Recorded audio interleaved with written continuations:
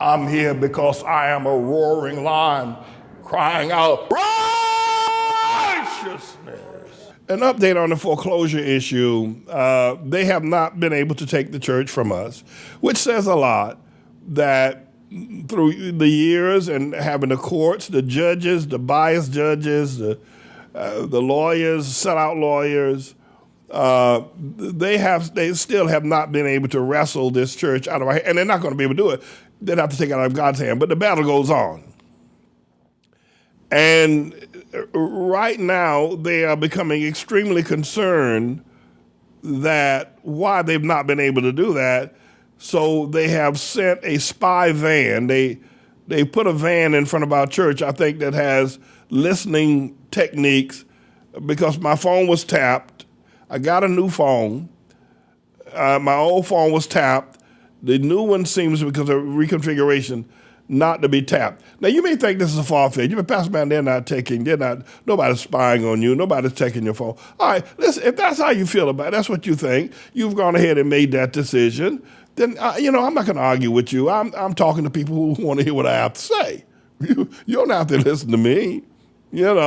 I'm just telling you that if they're unable to succeed at taking this church, and right now, taking it may be a bad idea. Were they to hold an auction and foreclose on this church, the repercussions thereafter could upset the city of New York. I'm not prophesying that it will, but you just never know what people will do. You never know where people will reach a point where they just had enough. And not just in Harlem of gentrification, not just in Harlem about the globalists, not just in Harlem about people who just don't give a damn, not just in Harlem about a bank like Mellon Bank has got $52 trillion. They're going to take a church out of Harlem that feeds and educates children, and they're going to take it just for the hell of it and show no mercy.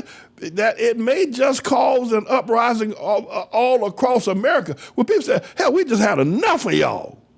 We just had enough. So right now, I'm not saying this is accurate. What I am saying is accurate is that they got a van parked outside of our church. I think it has listening devices. I think it has listening sensitivities where, because I live in the building, they figure, well, if I'm talking to people in the building, holding meetings, they can hear what's being said. And they may be able also to, train cameras to see what's going on. This same van, or one just like it, back in 2010, when I held the Obama-Columbia CIA sedition treason trial, they had a van parked outside of our church checking on the trial. It was out there for over a week. Now it's back. He said, Pastor Manning, you're not that important. If that's your estimation of me, homie, I don't have to, we can still be friends. If you think that I'm, that nobody would care about what I think or what I do, and that I have no significance, that's fine with me. It isn't true. It isn't true. There's never been a battle like the battle I'm having with the Department of Finance, the Mellon Bank, the LGBTQ community, the corrupt judges, and they've still not been able to win. And the reason why they're not been able to win is because they've not been able to defeat God. And we're still here, still broadcasting, still in our church, still serving, still having a great time, and we're going to continue. But the point of it is this. A mouth as big as mine. Now, I got a big mouth. Should we seal the deal and definitely and demonstrably win the victory, it's going to be hell to pay, because I'm not going to shut up. And that, too, might cause, other people to stand up and say, well, Pastor Bannon didn't sit down. I'm not sitting down. We just had enough of rich people. Listen, these people have been stealing and grabbing land from people since they came over on the Mayflower. They stole from the Indians, bought her, and they're doing it now everywhere. It seems like, what is it with these people, especially gentrified? Wherever poor people living, that's where they want to go and take over and push poor people in the shelter. They're doing it not just here in New York. They're doing it everywhere. They're doing it in Hawaii. And, while the media has made a determination, the media, they hate my living gut. That boy Anderson Cooper and Don Lemon would rather swim in a gallon of, in a lake, a river full of polecat piss than to even call my name on television. That's how much they hate me. I know that. I understand that. I've been, listen, the media don't want to cover, because figure the media, if the more people will know about it, and people know about it, it may cause an eruption. Listen, there's a proverb that says, the straw that broke the camel's back. People, you keep putting straws on the camel, putting straws on. After a while, the people just going to get fed up. So anyway, they got this van parked outside our church. It's been out there now for 7 days, not moving. Well, what was it? Then they got some sort of license plate on it, so they can't get a ticket. That, as you can see, is the main entrance, that gate there, those steps. That's the main entrance to our church building. It's parked directly in front of our church and been sitting there now for days. You say, oh, Pastor, man, that's just somebody, the van is stolen. Well, if they wanted to use it for a spy van, that's what they would do. They would steal one. And you say, well, Pastor, man, I don't see anybody coming in and out of it like they do on television where they're sitting in there watching. No, this has electronic equipment. And the electronic equipment is spy. You know, they can listen to me. Pardon me.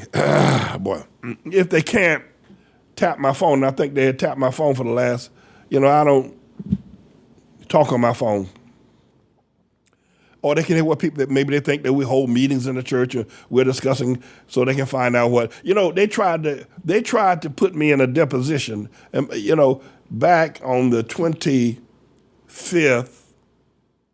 on the 24th of January, we had a court hearing in federal bankruptcy court. And in that court hearing, I made the determination that I wanted the attorney who was serving us, who was a first-class loser if I've ever seen one in my entire life. I mean, he's a first-class loser, hustler, this attorney, right? And so I dismissed him. But they had, and I had another attorney come in, I dismissed her as well. 2 attorneys in 2 weeks, I dismissed both of them. You got to understand the courage it took to do that in bankruptcy court, knowing you could possibly, the judge could rule against you and to collapse the whole process. But I did it because I trusted the law. I did it. Anyway, this attorney calls me. They had the plaintiff, the Mellon Bank, Mellon Bank's attorneys have scheduled a deposition. That is to say, they scheduled me to meet at 9 o'clock in the morning to 5 o'clock. They were going to ask me questions after question. Well, you got to ask me questions, man. You already got the judge has written a foreclosure. All you got to do is put up the auction sale, give it 30 days, auction the building off. What you got to ask me questions? What you want to know from me by?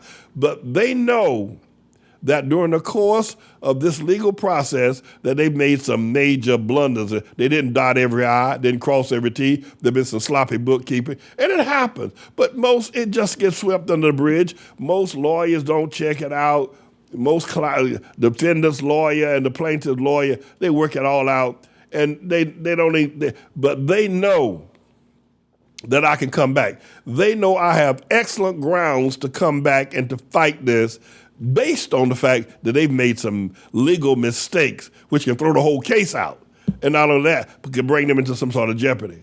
So they want to put me in a deposition, have 7 lawyers question me for 8 hours.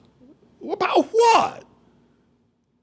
And so the lawyer, after I dismissed both of those lawyers in 1 week, got rid of 2 lawyers in 1 week, the one lawyer, the first lawyer called me up and said, well, are you going to go sit for the deposition? You should go and sit for the deposition. At the point, you can't go before a deposition if you don't have a lawyer. Any fool knows that. But he tried to get me to go for a deposition without a lawyer. I'm going to report him to the court. Haven't done that. That was illegal. It's unethical. But they're all on the payroll. They all getting paid. But right now the battle is still waging. The battle is waging like you will not believe. But as I said in one of my earlier messages, I'm not going to stop until I hear Almighty God say, well done, thy good and faithful servant. So you may not think, you're a pastor, man, and you may not think, listen, let me say something to you, that this battle could be the straw that breaks the camel's back. And it could open up, if you will, the floodgates of the corruption that's been going on for years by the Mellon Bank and by others, land grabbing, land stealing, bankster gangster activities in poor communities. And then finally, I want to thank all of y'all for helping me. Without you, initially I said, all right, with the $3.1 million, let's try to raise $4.1 million. Wait a minute. And we raised a goodly amount of something. We spent it all on New York Times article, twice, and a bunch of other articles, Facebook articles, and we spent all that money. And then on lawyers as well. So all that money is gone. But you might remember that I stopped asking you for money to pay I said, no, we need a victory. Getting a mortgage or paying them the money is not a victory. So I want to thank all of y'all for standing with me. Now, right now, we're just raising funds to pay the lawyers and to deal with all the other issues. We went out to the courthouse the other day, and the papers we had to get from the courthouse, we need to get a data entry for your lawyer. Every case has a date of entry, and every time something happens, transpires on a case, has a date of entry. And because our case is 20 years old, the date, the boxes, the papers, the documents was that long and that wide because we had so many dates of entry. Cost $660 just for copies of the documents of the date of entry. So we have a lot of expenses. And then we have a lot of expenses of other things that are happening in our ministry. So thank y'all for your giving. I was sending out a note the other day about, we have a lawyer's fees that we need $17,000, and many of y'all gave. Thank you for that. I really appreciate it greatly. And I'm going to be asking for more. But we're going for the jugular. We're going for the victory. We're going for a well done, thy good and faithful servant. That's what we're going for. We're not going to pay them off. And you say, Pastor Barry, why didn't you say this to us at first? Well, that's a great question. But I do want to say this to you. That's what we're going for. We're going for the jugular. We're not going to pay them off. We're going to win. That's what we're going to do. And we're going for the victory. And as a result of that, the battle could wage on for a little while longer. It's going to go on, but I'm going to need your financial support. I'm going to need your prayers. See, a lot of people hate me. They just hate Pastor Manning. And people who don't hate me don't like me. They don't hate me, but they don't like me because I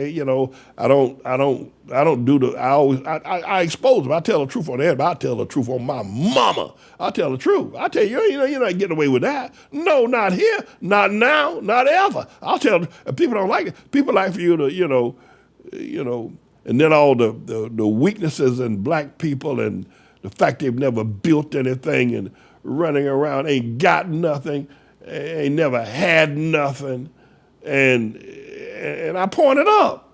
Well, we don't like him. We pray that he lose that church. And that's nothing. Even if you don't like me, man, you don't have to come against me and pray that the church will go down because I tell the truth on you. What kind of nonsense is that? You pray that the Mellon Bank got $52 trillion going to take our church too because you don't like me. How stupid is that? How petty is that? Well, it shows you who you are in the first place. If you are that petty to hope that the Mellon Bank can take our church where we educate and feed children, if you're hoping that, how sick are you? And by the way, a whole lot of people like that, They would never say it to my face, but a whole lot of people like that. There are a whole lot of people think, but it ain't going to happen. And then everybody, I'm James Everett Manning. I'm the Lord's servant. That van outside of our church, it might have a bomb in it too. You never know. Watch carefully what's going on. I'll be right back. Don't go anywhere.